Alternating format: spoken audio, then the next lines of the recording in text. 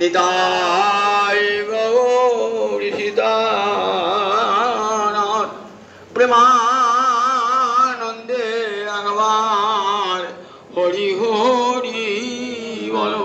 নিতাই গৌর সীতানাথ প্রেমানন্দে একবার হরি হরি বলো। সমবেত ভক্তবৃন্দের চরণে আমার কোটি কোটি দণ্ডবত প্রণিপাত। আজকের প্রসঙ্গ একটু ভিন্ন।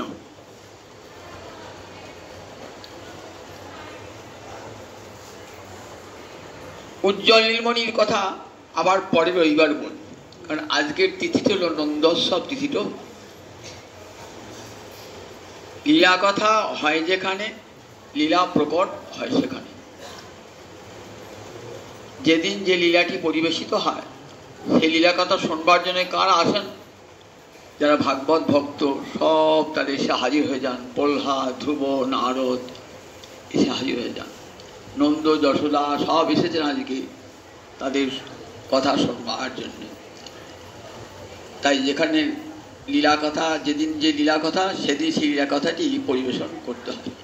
আর যদি আমি সেই লীলা কথাটি পরিবেশন না করি তারা বিরক্ত হয়ে চলে যাবেন, যে আজকে আমরা নন্দোৎসব শোনবার জন্য এসেছি। তাই আজকের প্রসঙ্গটি একটু আলাদা।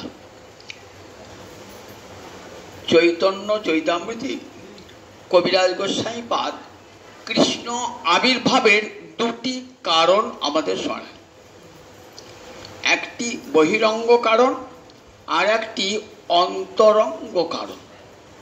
বহিরঙ্গ কারণটি আমাদের মতন জীবের জন্য, আর অন্তরঙ্গ কারণটি নিজের জন্য। রসিক শেখর কৃষ্ণ পরম করুণ। কৃষ্ণের দুটো বিশেষণ দিয়েছেন, রসিক শেখর কৃষ্ণ পরম করুণ। রসিক কাকে বলে? যিনি রস আস্বাদন করেন তাকে বলে রসিক। আপনি একটা মেঘদূত কাব্য পড়ছেন কি কালিদাসের অভিজ্ঞান সূত্র পড়ছেন, পড়তে পড়তে অন্তর একটা আস্বাদন অনুভব করছেন। কি শরৎচন্দ্র বঙ্কিমচন্দ্র বই পড়ছেন, রস আস্বাদন করছেন, আপনি হলেন রসিক। রস আস্বাদন করছেন রসিক। রসিক শেখর মানে জগতে যত যত রসিক মানুষ আছে তার মধ্যে সর্বশ্রেষ্ঠ শিখরে যে থাকে। তাই গোবিন্দ হলেন রসিক শেখর। নিজেই তিনি রস, রস বৈষ উপনিষদ বলেছেন। ভগবান নিজেই রস, তাকে আস্বাদন করছে কারা? ভক্তেরা তাকে আস্বাদন করছে, তার কথা শুনছে, তার লীলা শুনছে, এগুলি শুনছে। তো তার ভক্তের আস্বাদন করছে, তাহলে তিনি রস বলে আস্বাদন করছেন। তো আবার তিনি রস হয়ে আবার রসিক, আবার তিনি রসিকও বটেন। শুধু রসিক নন, রসিক ও শেখর। রস আস্বাদন করবার জন্যই তার আশা, কারণ উপনিষদ বলেছেন রস বৈষ, তিনি সাক্ষাৎ রসস্বরূপ। এই রসস্বরূপকে পেলেই জীবের আনন্দ বর্ধিত হয়। রসং ঝেবায়ং লব্ধ্বা আনন্দী ভবতি। যতক্ষণ পর্যন্ত রসস্বরূপ গোবিন্দের কথা না শোনা হয় ততক্ষণ ভক্ত চিত্ত আহ্লাদিত হয় না। তাই তিনি সাক্ষাৎ রসস্বরূপ, আবার তিনি রসিক। ভক্তগণের চিত্তে বসে তাদের ভক্তিরস আস্বাদন করেন, ভক্তিরস আস্বাদন করেন। তাই গোবিন্দকে রসিকও বলা হয়। রসও বটে আবার রসিকও বটে। রসিক নয়, রসিক ও শেখর। জগতে যত যত রসিক ব্যক্তি আছে সমস্ত রসিক ব্যক্তিদের মধ্যে তিনি সর্বশ্রেষ্ঠ। পাঁচটা রসই আস্বাদন করেছেন। কি কি? এটা আমরা শুনে আসছেন। শান্ত, দাস্য, সখ্য, বাৎসল্য, মধুর। এই পাঁচটা রসই গোবিন্দ আস্বাদন করছেন। রসিক হবেন না? সাতটা গৌণ রস আর পাঁচটা মুখ্য রস, এই দ্বাদশ রস তিনি আস্বাদন করেন। আবার নিজেও রহস্য। কংসকে হত্যা করবার জন্য যখন ভগবান দাঁড়িয়েছেন না, 10 বছর কয়েক মাসের ছেলে, তখন কেমন দেখুন যারা মল্ল তারা কি দেখছেন, ওরে বাবা মল্লারাম অশনি, সাক্ষাৎ যেন বজ্র, ইন্দ্রের বজ্র, এখনই বোধ হয় সব শেষ করে দেবে। নৃণাঙ্গে নরবর, যারা মানুষ তা দেখছেন বাবা মানুষ তো নয়, নরশ্রেষ্ঠ। অসতাং ক্ষিতিভুজাং শাস্তা, অসৎ রাজা তারা ভাবছেন আমাদের দণ্ডদাতা জম এলো বুঝি। ওই 10 বছরের ছেলেটাকে, 10 বছরের ছেলেটাকে দেখে এক একজনের এক এক রকম অনুভূতি। গোপানাং স্বজন, গোয়ালারা দাঁড়িয়ে আছে, বলছে ও তো আমাদের নিজের লোক। গোপানাং স্বজন, সব পুত্র বলছে পিতৃ পিতা শিশু, যারা নিজের পিতা মাতা নন্দ মহারাজ বসুদেব দেবকী, তারা কি দেখছেন পিতৃ শিশু, তারা দেখছেন তাদের কাছে শিশু শিশু গোপাল দর্শন করছে।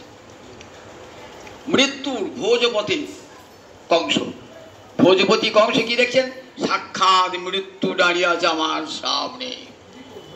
যোগীরা কি দেখছেন, যোগিনাং পরমং তত্ত্ব, যোগী দেখছেন পরম তত্ত্বরূপে ভগবান। তাহলে দেখুন ভগবান কেমন, যার দৃষ্টিতে যেমন। ভগবান কেমন, যার দৃষ্টিতে যেমন। 12টি রসের মূর্তি হয়ে দাঁড়িয়েছেন কংসের কাছে ভগবান। কংস দেখছে সাক্ষাৎ মৃত্যু জম এসেছে, আর গোপেরা কি দেখছে, ও আমাদের গোপাল। বসুদেব দেবকী নন্দমা দেখছেন আমার শিশু, কোলের শিশু। দেখছেন কার যার কোন ভাবটি। যারা অসৎ রাজা জরাসন্ধ শিশুপাল, তারা কি দেখছেন আমাদের দণ্ডদাতা জম এসে হাজির হয়েছে। তাহলে যার যেমন দৃষ্টি, ভগবানকে তারা সেই রূপে দেখছে। 10টা 12টা রসের মূর্তি ভগবান। তাই অখিল রসামৃত মূরতি, ভক্তি রসামৃত সিন্ধু প্রথমেই লিখছেন অখিল রসামৃত মূরতি। অখিল রস, জগতে যত রস আছে সমস্ত রস অমৃতের মূর্তি আমার গোবিন্দ। রসামৃত দিয়ে ওই দেহকালী তৈরি। তাই একদিকে তিনি রসও বটেন, আবার একদিকে তিনি রসিক শেখর। রসিক শেখর কৃষ্ণ পরম করু, একদিকে যেমন রসিক শেখর, আবার তেমনি পরম করু। এত হৃদয়ে দয়া, এত হৃদয়ে দয়া, দিনের দুঃখ দর্শন করে ভগবান থাকতে পারেন না। কি করে জীবকে আমার কাছে নিয়ে আসব? যে জীব আমার শরণাগত, তাকে আমার কাছে আনতেই হবে। দেখেছেন তো গীতায় দ্বাদশ অধ্যায়ে পড়েছেন তো, তেষাম অহং সমুদ্ধর্তা মৃত্যু সংসার সাগরা। যারা আমাকে অনন্য ভক্তি যোগে সেবা করে, আমি তাদেরকে কি করি, মৃত্যুরূপ সংসার সাগর থেকে তুলে নিয়ে আসি।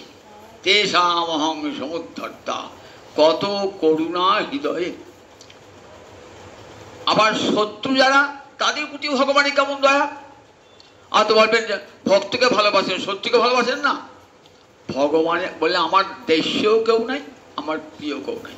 ন মে দেশীয় অস্তি ন মে প্রিয়। গীতা পড়েছে সবাই পড়েন তো, এসব খুঁটি খুঁটি পড়বেন। আমার দেশ্য অত শত্রু নাই, আমার প্রিয় কেউ নাই। কেউ যদি শত্রু চোখে দেখে আমি শত্রু, কেউ যদি প্রিয় চোখে দেখে আমি প্রিয়।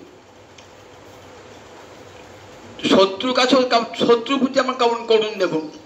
কংসকে হত্যা করেছেন তো, কিন্তু কংস কোন গতি পেয়েছে বলুন দেখি। কংস মুক্তি লাভ হয়ে গেছে। শিশুপাল গাল দিয়েছে, শিশুপালের মুক্তি লাভ হয়ে গেছে।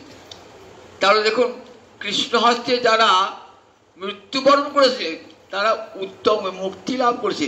একটা মুক্তি পাওয়ার সোজা কথা নয়। যোগীরা কোটি কোটি বৎসর সাধন করেও মুক্তি পান না, জ্ঞানী কোটি কোটি বৎসর জ্ঞান সাধন করেও মুক্তি হয় না। আর সেই কৃষ্ণ শত্রুরা কৃষ্ণের শত্রুতা করে অনায়াসে মুক্তি পেয়ে গেল। তাহলে কেমন করুণা ভগবানের। হতারি গতিদায়ক, ওরিকে শত্রুকে হত্যা করে তাকে পরম গতি দান করলেন। এত বড় করুণা কোনো ভগবান আছে? পুতনা তার রক্ত খেতে গিয়েছেন, পুতনা, সেই পুতনাকে কি দান করলেন বলুন দেখি একবার? 6 দিনের শিশু কি দান করলেন? গোলকে ধাত্রীগতি। আচ্ছা, এত বড় একটা রক্ত পিশাচিনী, বালক হাতিনী, তাকে তো অনন্ত কোটি নরকে পচানো উচিত ছিল। তুমি তাকে কেন গোলকে, স্বর্গে নয়, একবারে গোলকে নিজের মায়ের কাছে, মা যশোদার কাছে, ধাত্রীগতি মানে দাই মা। তাহলে কত বড় করুণা! তোমাকে কি দিয়েছিল গো? সে তো প্রেম ভক্তি দেয় না, ভালোবাসে না, এক বিন্দু ভালোবাসে নাই, তাকে এত বড় গতি দিলে? বলে ভালো না বাসলেও ভালোবাসার ভানটা তো করেছে। ভালোবাসার ভানটাও কেমন দেখুন। মা বলে তো একবার কোলেও আমাকে নিয়েছে। মা যেমন ছেলেকে দুধ খাওয়ায় তেমনি করে আমাকে স্তনবৃন্ত মুখে তো পুড়ে দিয়েছে। ভাবটা তো মায়ের বটে। আমি ভাবগ্রাহী জনার্দন, আমি ভাবটাই গ্রহণ করি। সে স্তনবৃন্তে বিষ মাখিয়েছে, সেটা ভগবান দেখে নাই, মায়ের ভাবে সে কোলে নিয়েছে। মা যেমন সন্তানকে স্তন দান করে তেমনি স্তন দান করেছে, আর তার ফল পেয়েছে গোলকে ধাত্রীগতি। দেখেছেন তো? তাহলে রসিক শেখর কৃষ্ণ পরম করুণ, কতখানি করুণা ভগবানের, কতখানি করুণা! এই করুণা অন্য কোনো ভগবানে আছে? অন্য কোনো ভগবানে এত বড় করুণা যে তার শত্রু তাকেও দিয়েছেন কোথায়? উপরের স্থান। ধাত্রীগতি মানে ধাই মায়ের সমান।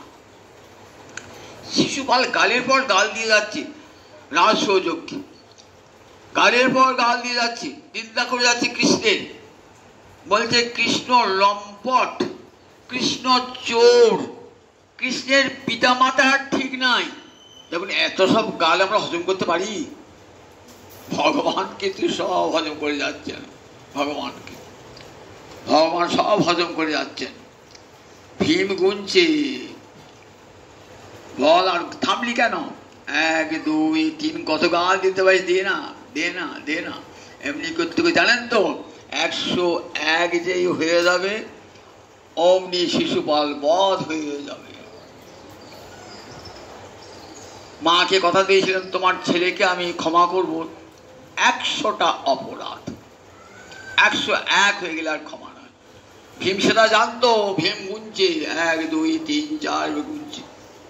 থামনি কেন? গাল দে, গাল দে। একেবারে কত গাল দিচ্ছে দেখবেন, ভাগবতে বলা আছে। ওই কুলবাংশন অমুক টমুক কত কি বলা আছে। যেই 101 হয়ে গেল, 100 পেরিয়ে গেল, সঙ্গে সঙ্গে সুদর্শন চক্র গিয়ে ধর আর মুন্ড পৃথক করে দিল। আত্মাটা বেরিয়ে এলো। কোথায় গেল আত্মাটা? আত্মাটা গেল গোবিন্দের চরণে। আঘাসুর বধ হলো, আত্মাটা বেরিয়ে এলো। ব্রহ্মা দেখছে, এই যখন বৃন্দাবনে রাখাল রূপে খেলা করছে না, সব দেবতারা বিমানে দেখতো গোবিন্দের যজ্ঞ খুব বালকেরই, যাকে যজ্ঞে ডাকে ঋষিরা।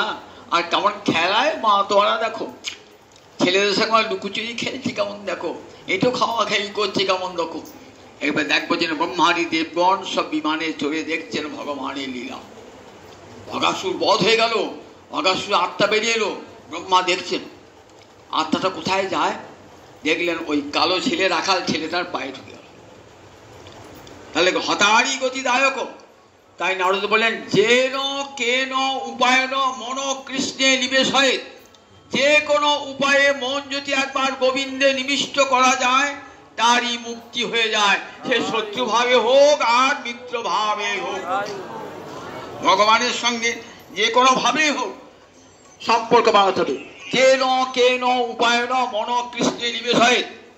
যুধিষ্ঠিরকে বলছে মহারাজ, যে কোনো উপায়ে মনটা যদি একবার গোবিন্দ চরণে চলে যায়, সে শত্রুভাবী হোক আর মিত্রভাবী হোক, তার পরম গতি লাভ হয়ে যায়। তাই রসিক শেখর কৃষ্ণ পরম করুন। গোবিন্দ মা রসিক শেখর, আবার পরম করুণ, এই দুই হেতু হইতে হইল ইচ্ছার উদ্যম। কি করবেন? উদ্দেশ্য প্রেমরস নির্যাস করিতে আস্বাদন, রাগ মার্গে প্রেম ভক্তি করিতে প্রসারণ। এই দুটো উদ্দেশ্য। প্রেমরস নির্যাস আস্বাদন করবেন আর রাগ মার্গে প্রেম ভক্তি প্রসারণ করবেন। এই দুটোর জন্যই কৃষ্ণ অবতারের আসা। অনেকের ধারণা আছে কৃষ্ণ এসেছিলেন কংস বধ করবার জন্য, শিশুপাল বধ করবার জন্য, নরকাসুরকে বধ করবার জন্য। বললেন লাগো না, অসুর বধ গোবিন্দের কার্য নয়। অসুর বধটা কার কাজ? বিষ্ণুর কাজ। ব্রহ্মার কাজ সৃষ্টি, বিষ্ণুর কাজ পালন, রুদ্রের কাজ ধ্বংস। তাই যিনি পালন কর্তা বলেন তারই তো কাজ অসুর সংহার। তাহলে গোবিন্দ অসুর সংহার করবার জন্য আসেন নাই। গোবিন্দ অসুর সংহার করবার জন্য গোবিন্দকে আসবার দরকার করে না। গোবিন্দের অংশ কলা অবতার কারও প্রয়োজন নাই। দেখুন আমরা দেখি চণ্ডীতে দেখি মহিষাসুরের মতো অসুর, বলুন দেখি একবার, রক্ত বীজের মতো অসুর, শুম্ভ ঋষির মতো অসুর, কি ভয়ঙ্কর অসুর। তার জন্য ভগবানের কোন অংশ কোন কলা এসেছিলেন কেউ আসেন নাই। শক্তি রূপে মা দুর্গা এসেছিলেন, তাকে শেষ করলেন শক্তি রূপে। তাহলে ভগবানকে অসুর সংহার করবার জন্য ভগবানকে আসতে হয় না। ভগবানের অংশ, ভগবানের কলা, ভগবানের অবতার, ভগবানের শক্তি এলেই হয়ে যায়। কিন্তু গোবিন্দ এসেছিলেন কি জন্যে? বলেন প্রেমরস নির্যাস করিতে আস্বাদন, রাগ মার্গে প্রেম ভক্তি করিতে প্রচারণ। একটা কাজ হলো নিজের রসিক বলে কি করবেন? প্রেমরস নির্যাস আস্বাদন করবেন। আর করুণ বলে কি করবেন? রাগ মার্গে প্রেম ভক্তি প্রচার করবেন। দুটো কাজই হবে, দুটো কাজ হবে। যখন রসিক শেখর রস আস্বাদন করবেন। কি রস আস্বাদন করবেন? বলেন 12টি রস আস্বাদন, 5টি মুখ্য রস, 7টি গৌর রস ভগবান আস্বাদন করলেন। আস্বাদন হয় নাই অন্যান্য অবতারে? তা বললেন অন্যান্য অবতারের রস আস্বাদন হয়েছে, কিন্তু রসের নির্যাস আস্বাদিত হয় না। আচ্ছা বাৎসল্য রসের আস্বাদন হয়েছে তো তোমার রাম অবতারে? কৌশল্যাকে মা রূপে ছিল তো, তার বাৎসল্য রস আস্বাদন হয়েছে। বলেন বাৎসল্য রস আস্বাদন হয়েছে, কিন্তু বাৎসল্য রসের নির্যাস আস্বাদিত হয় না। আমাকে মা কৌশল্যা বানতে পারেন নাই, আর মা যশোদা আমাকে কি করেছেন? তারণ ভৎসন করেছেন, আমাকে বেঁধেছেন মা যশোদা। এই যে আমাকে মা কৌশল্যাও করতে পারেন নাই, মা অদ্বিতীয় করতে পারেন নাই, মা কৃষ্ণীয় করতে পারেন নাই। এটি করেছেন কে? আমার মা যশোদা। মা যশোদা ভাবতেন, কখনো ভাবতেন না কৌশবে পত্নী অদিতি ভাবতেন আমার কৃষ্ণ ভগবান, কৌশল্যা ভাবতেন আমার রামচন্দ্র ভগবান, কিন্তু মা যশোদা কোনোদিনই ভাবেন নাই যে আমার কৃষ্ণ ভগবান, কৃষ্ণ আমার পেটের ছেলে।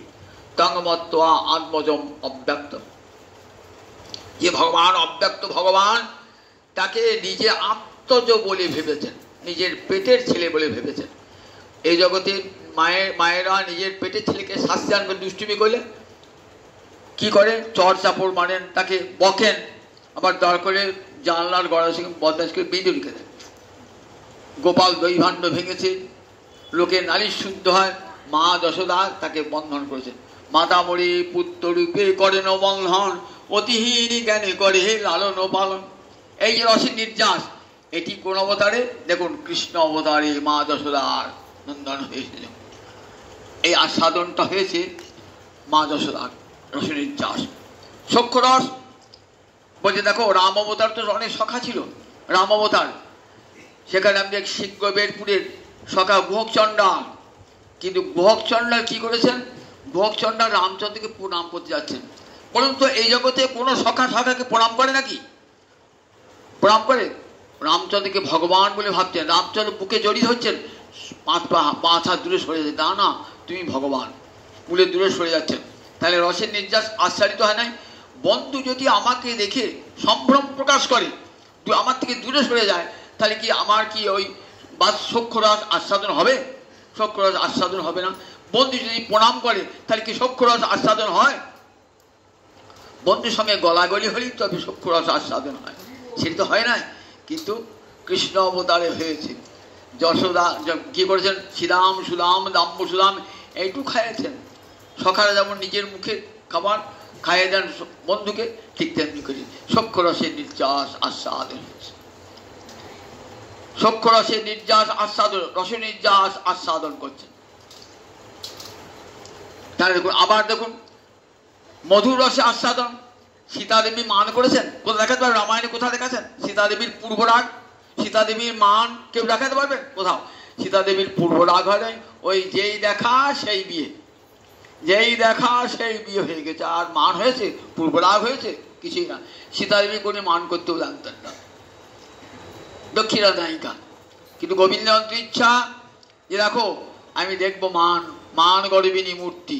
শ্রী রাধানী রেখেছেন, মান গর্বিনী মূর্তি রেখেছেন। রাধানী পূর্বরাগ হয়ে জল আনতে গেছেন যমুনায়, পূর্বরাগ হয়েছে। রসের নির্যাস, রসের নির্যাস আস্বাদিত হচ্ছে। বিরহ রস ভগবান নাই, তার বিরহে কাঁদছেন রাধানী, এই বিরহ রস আস্বাদন হচ্ছে। তার রসের নির্যাস আস্বাদ্য করে কোন অবতারে? যশোদানন্দন নন্দনন্দন রূপে রসের নির্যাস, প্রেমরস নির্যাস করিতে আস্বাদন, প্রেমরস নির্যাস। আর রাগ মার্গে একদিকে তিনি রস নির্যাস আস্বাদন করবেন, আর একদিকে কি করবেন? তিনি তো পরম করুন। রাগ মার্গের প্রেম দেখো কেমন করে মা যশোদা আমাকে ভালোবাসছে, কেমন করে নন্দ মহারাজ আমাকে ভালোবাসছে, কেমন করে শ্রীরাম সুদাম সখা আমাকে ভালোবাসছে, কেমন করে ব্রজরমণীকে আমাকে ভালোবাসে, এমনি করে আমাকে ভালোবাসো, ঠিক এমনি করে ভালোবাসো। জগৎকে দেখাচ্ছে রাগ মার্গ। রাগ মার্গ কাকে বলে? এ তো বেশ শুনছেন। দু প্রকার ভক্তি, সাধারণ ভক্তি, একটা বৈধি আর একটা রাগ। বৈধি ভক্তিরা শাস্ত্রের শাসন মেনে ভগবানকে ভালোবাসার নাম বৈধি ভক্তি। সেখানে প্রাণের টান থাকে না। বৈধি ভক্তিতে প্রাণের টান থাকে না। শাস্ত্র বলেছেন যে দেখো ব্রাহ্মণ ক্ষত্রিয় বৈশ্য শূদ্র এই চারি বর্ণ তারা যদি আপন আপন ধর্ম পালন করে কৃষ্ণ ভজন না করে, তারা নরক যায়, নরক যায়, অধগচ্ছন্তি, তারা নিচে চলে যায়, নরকে চলে যায়। বলেন চারি বর্ণ যদি কৃষ্ণ নাহি ভজে, স্বধর্ম করিয়াছে রৌরবে পরিমজে। চার বর্ণ আপন আপন বর্ণ ধর্ম আশ্রম ধর্ম পালন করে যদি কৃষ্ণ ভজন না করে, তাহলে সে রৌরব নামক নরকে চলে যায়। বাবা রৌরব নরক যেতে হবে, তার বাবা কি গোবিন্দকে তুলিসটি যেন নরক যেতে না হয়? প্রাণের টানে নয়, প্রাণের টানে নয়, প্রাণের টানে নয়, ভয়েতে যদি নরক যেতে হয়, বাবা নরক পথে রক্ষা করো গোবিন্দ, তোমার জন্য একটা তুলসী দিলাম। তাহলে সেখানে ভালোবাসা হলো ভয়েতে। বলে না, প্রাণের টানে যে ভালোবাসা, প্রাণের টানে, তার জন্য শাস্ত্রের শাসন দরকার নাই। পতিব্রতা রমণী তার স্বামীকে ভালোবাসেন, বই পড়ে দেখেন নাকি কেমন করে স্বামীকে ভালোবাসতেন? আপনার অন্তরের টানে ভালোবাসেন, তাকে শাস্ত্রের শাসনও মানতে হয় না, হৃদয় থেকে আপনি ভালোবাসা এসে যায়। তাহলে সেই ভালোবাসাটা প্রাণের টানে ভালোবাসা, শাস্ত্রের শাসন হয়। বলে রাগমার্গের ভক্তি এইরকম। এমনি করে মা যশোদা পিতা আনন্দ, এমনি করে শ্রীরাম সুদাম সখাগণ, এমনি করে ব্রজরামাগণ ভগবানকে ভালোবাসছে। এই রাগমার্গের ভক্তি জগৎকে দেখাবো, আমাকে এমনি করে ভালোবাসো। আমি এই ভালোবাসার কাঙাল, আমি ভালোবাসা খুঁজে খুঁজে বেড়াই। কে আমাকে ভালোবাসছে, কে আমাকে মা যশোদার মতো আদর করবে, কে আমাকে শ্রীরাম সুদামের মতন কে সখা বলে ভাববে, কে আমাকে ওই ব্রজ রমণীগণের মতন আমাকে কান্ত প্রাণ ভেবে আমাকে প্রাণের সার করে নেবে, সর্বস্ব করে নেবে। এই খুঁজে খুঁজে ভক্তি ভুখা ভগবান, তো ভক্তি ভুখা ভগবান, ভক্তি খুঁজে খুঁজে বেড়ান। যে অন্তরে ভক্তি দেখেন, ভক্তি লোলুপ, ভক্তি লম্পট ভগবান, তাই সেই হৃদয়ে ঢুকে পড়েন ভগবান। যেখানে আদর ভালোবাসা দেখেন ভগবান, সেখানেই ঢুকে পড়েন। তাহলে এইটি জগৎকে দেখাবার জন্যে ভগবান কি করলেন? রাগমার্গের প্রেম ভক্তি করিতে প্রসারণ। এই রাগমার্গের প্রেম ভক্তি জগৎকে দেখাতে হবে। দেখালেন, আর একদিকে নিজে প্রেমরস নির্যাস আস্বাদন করলেন। এই দুটো কারণে ভগবান এলেন, দু জায়গায় ভগবান এলেন, একটিতে ঐশ্বর্যের প্রকাশ আর একটিতে মাধুর্যের প্রকাশ। আপনাদের অনেকেই ধারণা আছে কৃষ্ণ বসুদেবের ঘরে জন্মিয়েছিলেন এবং দেবকীর পুত্ররূপে জন্মিয়েছিলেন, আর যশোদা মাতার পালিকা মাতা, নন্দ মহারাজ তার পালক পিতা। ধারণাটি একবারে সম্পূর্ণ ভুল। যদি পড়েন ভাগবত ধারে দেখতে পাবেন যে ধারণাটি সম্পূর্ণ ভুল। ভগবান একই ভগবানের দুই জায়গায় আবির্ভাব হয়েছে। দেবকী চ যশোদা চ সুষুবাতে সমবেতদা। হরিবংশ, মহাভারতের ক্ষীর পরিশিষ্টকে বলে হরিবংশ। হরিবংশে বর্ণনা আছে অষ্টমে মাসি গর্ভকালে তসম্পূর্ণে অষ্টমে মাসি তে স্ত্রীয় যশোদা চ দেবকী চ সুষুবাতে সমবেতদা। গর্ভকাল অসম্পূর্ণ অর্থাৎ 8 মাস। 8 মাসে সন্তান হয়, 9 মাস 10 দিন হতে তবে সন্তান হবে, কিন্তু 8 মাসেই কৃষ্ণ এলেন। একই সঙ্গে ওই যশোদার গর্ভ থেকে এলেন, আবার বসুদেব দেবকীর গর্ভে এলেন। সমং সুষুবাতে সমং তদা। আমরা তো অতীত যোগমায়া এসেছেন, যোগমায়া কিন্তু একসঙ্গে আসেন নাই। কৃষ্ণ এসেছেন অষ্টমীতে, যোগমায়া এসেছেন নবমীতে। তাই সমং হয় কেমন করে? একই সঙ্গে হয় কেমন করে? সমং তদা একই সঙ্গে হয় কেমন করে? অষ্টমী তিথির ছাড়বে, নবমী তিথি আসবে, তবে তো মা যোগমায়ের আবির্ভাব হবে। নন্দগোপ গৃহে যাতা যশোদা গর্ভ সম্ভূতা চন্ডিতে বলা আছে। মা দুর্গা যোগমায়া জন্মালেন যশোদার গর্ভে নবমী তিথিতে, অষ্টমী তিথিতে নয়। অথচ হরিবংশ বলছেন অষ্টমী তিথিতে যশোদা এবং দেবকী একই কালে গর্ভকাল অসম্পূর্ণ অবস্থায় সন্তান প্রসব করলেন। তাহলে একই সঙ্গে ভগবান বসুদেব নন্দন আবার একই সঙ্গে জন্মগ্রহণ করেছেন যশোদা নন্দন রূপে। একটি ভগবানের ঐশ্বর্য মূরতি, একটি ভগবানের মাধুর্যমণ্ডিত মূরতি। কিন্তু এমন রহস্যে ঘেরা বসবার উপায় নাই। আমরা কখন বুঝি নন্দোৎসব, নন্দ মহারাজ উৎসব করছেন। নন্দ মহারাজ অনেক বয়স হয়ে গেছে, নন্দ মহারাজের অনেক দিন ধরে নিঃসন্তান দম্পতি। আর ব্রজের যারা প্রজা তারা সবাই চান আমাদের নন্দ মহারাজের সন্তান হোক, কে পালন করবে আমাদেরকে মনে মনে ভাবেন। নন্দরাজের পর কে আছে মনে মনে ভাবেন। বহুদিন সন্তান হয় না, মা যশোদারও মনে অশান্তি, একটি সন্তান হলো না, একটি সন্তান হলো না মনে ভাবছেন। কত নারায়ণ উপাসনা করেছেন, কত যাগযজ্ঞ করেছেন, কত তপস্যা, যে যা বলেছেন, যত জ্যোতিষী যা যা বলেছেন তাই করেছেন, সন্তান হয় না। গুরুদেব বলেন তোমার গর্ভে যে সন্তান আসবে সেটি যাগযজ্ঞ করে আসবে না। কে আসবে? স্বয়ং নারায়ণ তোমার পুত্র হয়ে আসবে। গুরুর আশীর্বাদ। তো গুরুর আশীর্বাদ দেখুন, ভগবানের আশীর্বাদের চেয়ে শ্রেষ্ঠ গুরুর আশীর্বাদ। গুরু আশীর্বাদ করেছেন যথাসময়ে তুমি দুঃখ করো না যশোদা, যথাসময়ে স্বয়ং নারায়ণ তোমার পুত্র রূপে আসবে। গর্ভ সঞ্চার হল যশোদার।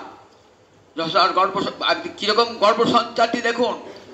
মা যশোদা বলছেন নন্দ মহারাজকে, নন্দ মহারাজ বলছে দেখো আমি তোমাকে একটা কথা বলতে পারি না, বলতে গিয়েও আমার মুখটা আটকে যায়। আমি রাত্রিবেলায় স্বপ্ন দেখেছি। কি স্বপ্ন দেখেছ? বলেন দেখলাম একটি ছেলে নারায়ণের মতো একবারে শ্যামল বরণ এসে তোমার কোলে ঝাঁপাচ্ছে, তোমার কোল থেকে আমার কোলে আসে। নন্দ মহারাজ বলছে ও স্বপ্ন তো আমিও দেখেছি। বলে দেখো গুরুর তো আশীর্বাদ আছে, গুরুদেব বলেছেন না, আমি বলতে কাউকে সাহস হয় না, দেখতে নারায়ণের চেয়েও সুন্দর, এই একবার আমার কোল থেকে আসছে, আমার কোল থেকে তোমার কোলে চলে যাচ্ছে। যথাকালে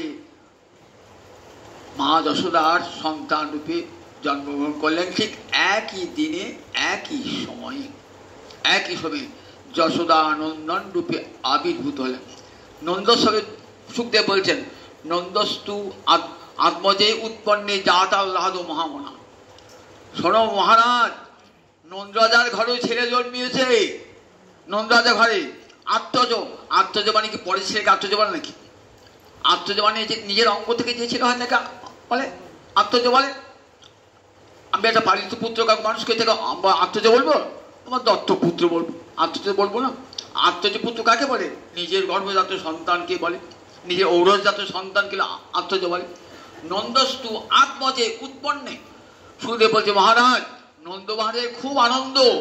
বহুদিন বাদে যখন ছেলে হবার আর কোনো সম্ভাবনা ছিল না, তখন সন্তান হয়েছে, খুব আনন্দ মহারাজের। নন্দস্তু আঙ্গ। আবার তখন বলছেন দেব পশুপাঙ্গ যায়, ব্রহ্মা স্তব করছেন তো, পশুপ অঙ্গ যায়। পশু মানে পশু পালন করে, যে কে পশু পালন করে? নন্দ মহারাজ, তার অঙ্গজ প্রণাম জানাচ্ছেন তো, নম পশুপাঙ্গ যায়। হে নন্দ রাজা নন্দন, তোমাকে প্রণাম জানাই।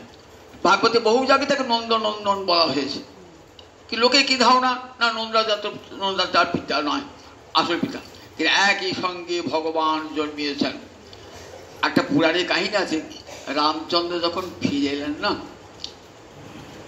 14 বছর পর, অযোধ্যা এসেছেন তো, অযোধ্যায় চতুর্দিকে আলো জ্বলছে। ওই যে দীপাবলি উৎসবটা হয় না, দেখেছেন তো, কার্তিক কালী পুজো আগে দীপাবলি উৎসবটা কি জন্য হয়? রামচন্দ্র ফিরে এসেছেন, 14 বছর বাদে রামচন্দ্র ফিরেছেন, সব গোটা অযোধ্যায় আলো জ্বলছে, খুব আনন্দ। রামচন্দ্র এলেন তো, সব ঘরে ঢুকছেন, মায়েদের ঘরে ঢুকছেন। কার ঘরে গেলেন? কইকেয়ী ঘরে, ছোট মায়ের ঘরে গিয়েছেন। মায়ের ঘরে আলো নাই, মা মুখটি আমার কালো করে বসে আছে। রামচন্দ্র ফিরে এসেছে, মুখটি কালো করে বসে আছে। বলছো মা, আমি তোমার রাম এসেছি, আমি তোমার ছেলে এসেছি, আমার সঙ্গে কথা বলবে না? বলছে একটা শর্তে, বল, তুই আমাকে মা বলে ডাকবি। বললেন দেখো, তোমাকে মা বলে ডাকবো, কিন্তু তোমার স্তন্যপান আমি করবো না, স্তন্যপান করবো না। তোমাকে মা বলে ডাকবো, কিন্তু স্তন্যপান করবো না। এই কইকেই দেবকী রূপে আবির্ভূত হলেন, দেবকীর সন্তান হয়ে জন্মালেন, কিন্তু দেবকীর স্তন্যপান করলেন না। সুখদেব বলছেন, বলছে মহারাজ, নন্দকে মহারাজ পরীক্ষিত একটা প্রশ্ন করেছেন, বলছেন নন্দ কিম অকরৎ ব্রহ্মণ যশোদা চ মহাভাগা। নন্দ রাজা এমন কি করেছিলেন, আর মা যশোদা এমন কি করেছিলেন, যে পপৌ যস্যা স্তনম হরি, ভগবান শ্রীহরি যার স্তন্যপান করেছিলেন। কেমন করেছিলেন? তখন একটা পুরাণের গল্প শোনালেন, যে একবার দ্রোণ নামক বসু, 8টা বসু আসতো, একটা বসুর নাম দ্রোণ, দয়ের ফলে ওকার মধ্যে দ্রোণ বসু। এই দ্রোণ বসুর পত্নীর নাম ছিল ধরা। এই দুজনকে ব্রহ্মা আদেশ করলেন প্রজা সৃষ্টি করবার জন্যে, সন্তান উৎপাদন করবার জন্য। তখন তারা ব্রহ্মার কাছে প্রার্থনা করলে আমাদের যেন ভগবান কৃষ্ণে পরমা ভক্তি লাভ হয়। ব্রহ্মা বললেন তথাস্তু। তারা দীর্ঘকাল তপস্যা করলেন, ধরা এবং দ্রোণ। যথাকালে তাদের পুত্ররূপে ভগবান আবির্ভূত হয়েছে। এখন একটা প্রশ্ন আসবে, আচ্ছা ব্রহ্মার পরে ভগবানের মাতা পিতা, এবার কিরকম? অনেক কত গল্প শুনে খুব আনন্দ পাবেন, কিন্তু গল্পটা শুনে একটা মনে প্রশ্ন রাখবে, যদি আপনি কৃষ্ণ তত্ত্ব ভালো করে জানতে চান। আচ্ছা, যে ব্রহ্মাকে ভগবান নিজে সৃষ্টি করেছেন, আর সেই ব্রহ্মার পরে ভগবানের পিতা মাতা, ব্রহ্মার পরে, তাই হয় নাকি? যে ব্রহ্মা ভগবানের নাভি কমল থেকে যে ব্রহ্মার সৃষ্টি, যে ব্রহ্মাকে ভগবান সৃষ্টি করেছেন, সেই ব্রহ্মার পরে আবার ভগবানের পিতামাতা হয় নাকি? তাহলে সিদ্ধান্তে কি হবে? বললেন দ্রোণ এবং ধরা এরাও ভগবানকে পুত্ররূপে পেতে চেয়েছিলেন। তাই ব্রহ্মা আশীর্বাদ করেছেন, যখন দাপরে নন্দ যশোদা আসবেন, তখন নন্দ যশোদার মধ্যে তোমরা বিলীন হয়ে যাবে। দ্রোণ নামক বসু নন্দের মধ্যে প্রবেশ করলেন, আর ধরা নামে তার পত্নী যশোদার মধ্যেই প্রবেশ করলেন। তাই অনেকে ভাবেন বোধহয় নন্দ আর যশোদা এরা ধরা আর দ্রোণ, বলে না, এরা কখনো ব্রহ্মার পরে কখনো ভগবানের পিতা মাতা হতে পারে না। তাই যশোদা চ মহাভাগা পপৌ যস্যা নায়ং সুকাপ ভগবান দেহিনাঙ্গ বিকাশিত। সুখদেব বলছে মহারাজ সব ভগবানকে পাওয়া যাবে, কিন্তু গোপিকা সুত যে নন্দনন্দন, এই নন্দনন্দনকে সহজে পাওয়া যায় না, সহজে পাওয়া যায় না। নায়ং সুখাপ, এই ভগবান সুখাপডন, সুকলভ্যডন ভগবান। সুকলভ্যডন নন কেন? বলে একে জ্ঞানে পাবেন না, যোগে পাবেন না, কোন সাধনায় তাকে পাবেন না। তাহলে তাকে কেমন করে পাওয়া যায়? তার করুণায় তাকে পাওয়া যায়, করুণা ছাড়া তাকে পাওয়া যায় না। জগতে কত জ্ঞানী কত সিদ্ধ পুরুষ রয়েছেন, কিন্তু ভগবানকে একমাত্র ভগবান প্রেমৈকলভ্য, একমাত্র প্রেমেই ভগবানকে লাভ করা যায়, অন্য কোনো উপায়ে ভগবানকে লাভ করা যায় না। ভগবান ভালোবাসা বুভুক্ষুতাই রায়ং সুখাপি ভগবান। বলেন দেখো মন্দ মা যশোদা এমন এমন ভাগ্য করেছিলেন, এমন ভাবে গোবিন্দকে ভালোবেসেছিলেন যে যে ভগবান মায়ার বন্ধনে জগতের জীবকে বেঁধে দিয়েছেন, ত্রিগুণময়ী মায়ার তার জীবকে বেঁধে দিয়েছেন, আর সেই ভগবানকে মা যশোদা বন্ধন করেছেন। কতখানি দেখুন মায়ের শক্তি, মায়ের বাৎসল্যের কতখানি শক্তি। শ্রুতি বললেন দেখো বাধা তো দূরের কথা, বললেন যত বাচ ও নিবর্তন্তে অপ্রাপ্য মনসা সহ, মন সর্বাপেক্ষা দ্রুতগামী, মনের চেয়ে দ্রুতগামী আর কেউ নাই। এখনই বসাচ্ছেন গৌরাঙ্গ মন্দিরে, এখনই মনটা ছেড়ে আছে আমার দিল্লিতে পড়ছে, মনটা চলে গেছে। দেখুন মন এমন দ্রুতগামী মন, অন্য কোনো যান দেখুন পৃথিবীতে আজ পর্যন্ত আবিষ্কৃত হয় না যা মনকে ছাড়িয়ে দিতে পারে।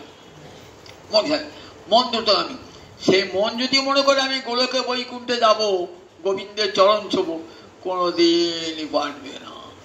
যত বাচ নিবর্তন্তে অপ্রাপ্য মনসা সহ, বলে মন যেতে পারে না, বাক্য যাবে কেমন করে?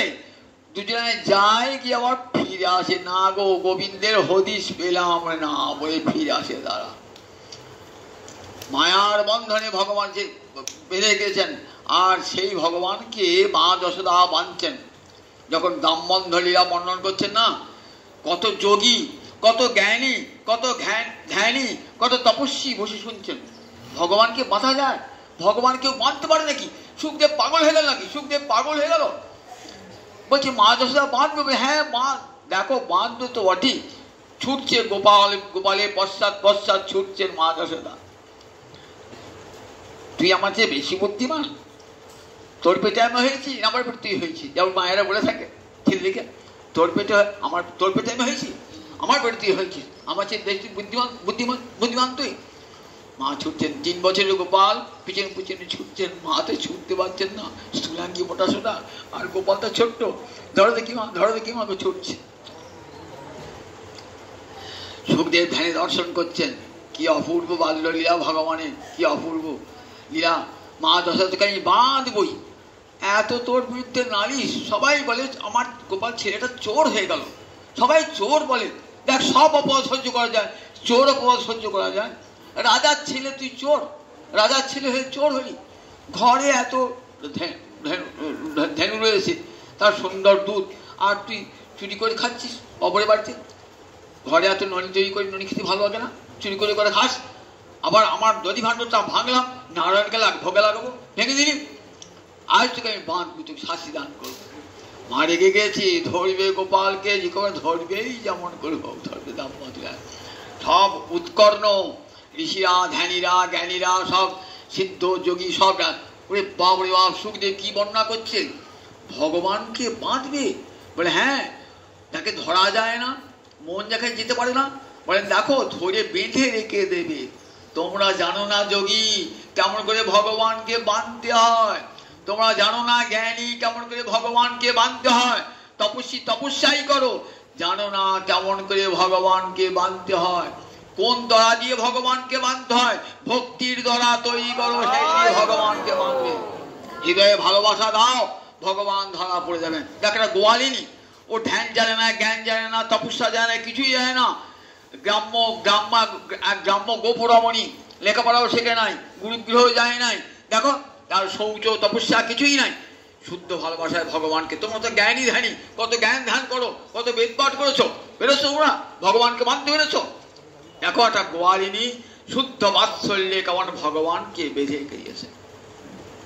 তাই নায়ং সুকাপ ভগবান, এই ভগবান সুকলভ্য নয়, এই ভগবান বিশুদ্ধ বাৎসল্যে এমনি করে ভগবানকে বেঁধে। দেখো শ্রীরাম সুদাম কাঁধে চড়েছে, দেখো গোহক চন্ডা রামচন্দ্রের কাঁধে চড়েছে, কাঁধে চড়তে পারে নাই, এইটাও খাওয়াতে পারে নাই। শ্রীরাম সুদাম ভালো করে বাড়ি থেকে দই এনেছে, খেয়ে দেখেছে দইটা খেতে আর সুস্বাদু। এই কানাই খাই না, খেয়ে দেখ না, এই দেখ এই বিলু ফলে আচারটা এনেছি, খা, খেয়ে দেখ, এইটু করে খেয়ে দিচ্ছে। ভগবানকে এইটু করে উচ্ছিষ্ট ভগবানকে কেউ দেয়? ভগবানকে কখন দেয় বলে? তখন নিবিড় ভালোবাসায়, নিবিড় ভালোবাসায় দুই বন্ধু যখন একাত্ম হয়ে যায় তখন বলে হ্যাঁ আমার ভালোবাসার জিনিসটা আমার বন্ধুকে খাওয়ায়। শ্রীরাম সুদাম খাইছে, খেলায় পণ্ডিকে খেলা, কাঁধে চড়াচড়ি খেলা, খেলা হেরে গিয়েছে গোপাল, এবার তোর কাঁধে চাপবো। শ্রীরাম কাঁধে চেপেছে, সুরাম কাঁধে চেপেছে। যদি বলতেন ভগবান, ভগবানের গায়ে তো পা লেগে যাবে, কাঁধে চলে পরে ভগবানের গায়ে তো পা লেগে যাবে। ভাবে না তুমি কোন বড় লোক, তুমি আমি সম, তুই আমার চেয়ে বড় কিসের? আমি পাহাড় ধরেছি বলে তুই 7 দিন ধরেছিস। শ্রীরাম বলছে আমি 15 দিন ধরে থাকবো, আমি 15 দিন ধরে থাকতে পারি, জানিস তোর গায়ে কি শক্তি আছে? এমনি করে তর্ক করে, তুমি কোন বড় লোক, তুমি আমি সম ভগবানের সঙ্গে। ভগবানকে তারা কখনো ভগবান বলে ভাবতেন। কৃষ্ণকে ভগবান বলে নাহি জানে ব্রজজন, কৃষ্ণকে ভগবান বলে জানেন না ব্রজজন। তাহলে কি ভাবেন? মোর পুত্র, মোর সখা, মোর প্রাণপৃষ্ঠ। কৃষ্ণ আমাদের বন্ধু, কৃষ্ণ আমাদের সখা, কৃষ্ণ আমাদের পেটের ছেলে সন্তান। এই বোধ শুদ্ধ বাৎসল্যে সব ভুলে গেছেন। ভালোবাসা যত নিবিড় না, সেখানে আর ঐশ্বর্য জ্ঞান প্রবেশ করতে পারে না। উদ্ধব গিয়ে দেখছেন বাবরে বাপ, ব্রজ কি জিনিস? উদ্ধব তো ভক্তরাজ, উদ্ধব ভক্তরাজ, ভগবানকে তিনি কম ভালোবাসেন না, কিন্তু ব্রজের ভালোবাসা যখন দেখছেন তখন ভাবছেন আমার ভালোবাসা অতি তুচ্ছাতি তুচ্ছ, আমার ভালোবাসা সেখানে পৌঁছাতেই পারল না। কত জ্ঞান দান করলাম মা যশোদাকে, পিতানন্দকে, কিন্তু আমার জ্ঞানের কথা পৌঁছালো না, পৌঁছালো না। কিরকম দেখুন, এক বালতি জল এনেছেন, তো জলে যদি হাত দেবান হাতটা ডুবে যাবে। একটা কাঠ এনেছেন, ব্রেক পুতুন, হাঁটুর দিয়ে ঠুকুন, ব্রেকটা ঢুকে যাবে। কিন্তু একটা লোহার উপর যদি ব্রেক করতে যান, ব্রেকটাই বেঁকে যাবে। উদ্ধবের জ্ঞান কোথায় গেল না দেখুন। যদি তরল হতো তাহলে উদ্ধবের জ্ঞানটা প্রবেশ করতো, যদি কাঠের মতো হতো তাও প্রবেশ করতো, কিন্তু লোহার মতন সেখানে কৃষ্ণ আমার পুত্র আর কেউ নয়, কৃষ্ণ ভগবান নয়, কৃষ্ণ আমার পুত্র। এতখানি নিবিড় ভালোবাসা সেখানে উদ্ধবের জ্ঞান ওই পেরেকের মতন বেঁকে গেল, ঢুকতেই পারল না। সেখানে উদ্ধব ফিরে এলেন, না আমি ব্যর্থ, আমার গোবিন্দ পাঠিয়েছিলেন মা যশোদা পিতানন্দকে সান্ত্বনা দান করবার জন্য, উল্টো ফল হয়ে গেল, উল্টো ফল হয়ে গেল। তাদের অন্তরে আমি ব্যথা দিলাম, আমি বললাম তোমার গোপাল ভগবান, আমার গোপাল ভগবান বলে মা তারও কাঁদতে লাগলো। মা তো কাঁদতো, মাকে সান্ত্বনা দান করতে পারলাম না। আমার মনে হলো মা তুমি যেমন কাঁদছো এমনি করেই কাঁদো, তোমার কান্না দেখে বিশ্বের সবাই কাঁদুক হা গোবিন্দ হা গোবিন্দ বলে। কেমন করে বলবো আমি সে কথা, কেমন করে বলবো? তাই উদ্ধব আমি সান্ত্বনা দিতে পারলাম না, উদ্ধব ব্যর্থ বলে। তাই বলে দেখো মা যশোদার ঘরেও ভগবান শ্রীহরি এসেছেন, মা যশোদা করে নন্দনন্দন রূপে এসেছেন। এক ভগবানের 2 রূপে প্রকাশ, একটিতে বসুদেব নন্দন আর একটিতে নন্দনন্দন। বসুদেব নন্দন নন্দনন্দনে এমনভাবে মিলিত হয়ে গেলেন, যোগমায়ের এমন কৌশল, জানতেই পারলেন না বসুদেব যে আমার নন্দনন্দন হয়েছে, এটা জানতে পারেন না। মা যশোদা যখন সন্তান প্রসব করলেন না, একটি পুত্র একটি কন্যা, মা যশোদা মূর্ছিত হয়ে পড়ে আছেন, জানতেই পারেন না তার পুত্রী কন্যা। সব যোগমায়া আচ্ছাদন করে রেখে দিয়েছে লীলাকোষে, চতুর্দিকে অন্ধকার, বৃষ্টি পড়ছে, গোটা ব্রজ সব ঘুমিয়ে আছে, মথুরা সব ঘুমিয়ে আছে, যোগমায়া সব ঘুম পাড়িয়ে দিয়েছে। অন্ধকার রাত্রি, বৃষ্টি পড়ছে, কে বেরিবে? কেউ তো জানলো না। যখন কারাগারে প্রবেশ করলো, আপনা আপনি কারাগার থেকে বেরিয়ে গেলেন যোগমায়ার কৌশলে। কারাগারের সমস্ত বন্ধন খুলে গেল আপনা আপনি, পায়ের বন্ধন খুলে গেল, হাতের বন্ধন খুলে গেল, করে নিয়ে যাচ্ছেন। বাসুকি না অনন্ত দেব চলে এলেন, অনন্ত ভগবানের বৃষ্টি পড়ছে মাথায়, তো ছাতা হয়ে গেলেন। যমুনা পার হয়ে যখন গেলেন নন্দালয়ে সুতিকা গৃহে, যশোদা মূর্ছিত পড়ে আছে। যোগমায়া কৌশল করে কি করছেন, ওই নন্দনন্দনটিকে লুকিয়ে রেখে আবৃত্তি করে রেখেছে। মায়ার কাছে কি? অপহরণ করা, জানতেই দিলেন না। বসুদেব ভাবলেন আমার ছেলেটিকেই দিয়ে গেলাম, কন্যাটিকে নিয়ে এলাম। কিন্তু শাস্ত্র বলে দেখো, ঘনে সৌদামিনী যথা, বলছে মেঘে যেমন বিদ্যুৎ দেখা দিয়ে আবার লুকিয়ে যায়, ঠিক তেমনি করে বসুদেব নন্দন নন্দনন্দনে মিলিত হয়ে গেলেন, জানতেই পারলেন না। তাই কৃষ্ণের জন্ম বড় রহস্যময়। তাই তিনি যশোদানন্দন আবার বসুদেব নন্দন দুই বটেন। তাই নন্দরাজার ঘরে আজ মহা আনন্দ, নন্দোৎসব। আনন্দময় রে বড় আনন্দময়, নন্দের মন্দিরে শ্যামে চাঁদের উদয়। 7টা তিল পর্বত করেছেন। তিল পর্বত, এক একটা পর্বতে 3 মণ 10 সের করে তিল আছে, আবার তারপর সোনার উপ মণিমুক্তা দেওয়া আছে। 20 লক্ষ ধেনু দান করছেন আনন্দে। যত গায়ক বাদক প্রত্যেককে দান। আর রাজার ছেলে, কতদিন বাদে রাজার সন্তান, সমস্ত ব্রজবাসীকে দান করছেন, সবাইকে ভোজন করাচ্ছেন। আর নন্দ মহারাজা আনন্দের সীমা নাই। আনন্দময় রে বড় আনন্দময়, নন্দের মন্দিরে শ্যাম, নন্দের মন্দিরে শ্যামে চাঁদের উদয়। গোপ নাচে, গোপী নাচে, আর নাচে ইন্দ্র, গোকুলে গোবিন্দ নাচে পাইয়া গোবিন্দ। এমনি করে নৃত্য করছেন নন্দরাজা। বুঝে যত গোয়ালা সব নন্দের অঙ্গনাইল, যত গোয়ালা ধাইয়া, হাতে নড়ি কাঁধে ভাড় নাচে থইয়া থইয়া। অঙ্গ দিয়ে নাচা নৃত্য করছেন, পরম আনন্দে নৃত্য করছেন নন্দোৎসবে। আর সেই শুভ নন্দোৎসব, সেই নন্দরাজার চরণে, মা যশোদার চরণে কোটি কোটি প্রণাম জানিয়ে, উৎসবের জন্য পরিহানি আজ এইখানেই হরিকথা শেষ। এই শিক্ষাষ্টকম বইটি